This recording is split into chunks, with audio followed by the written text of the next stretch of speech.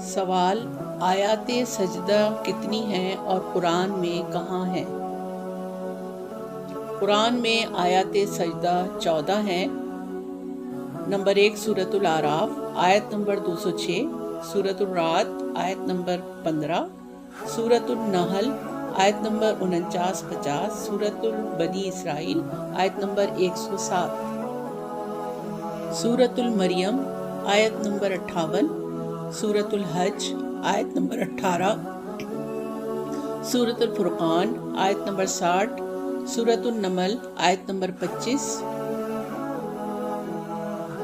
سورۃ السجدہ آیت نمبر 15، سورۃ الصاد آیت نمبر 24، سورۃ الحامیم آیت نمبر 37-38،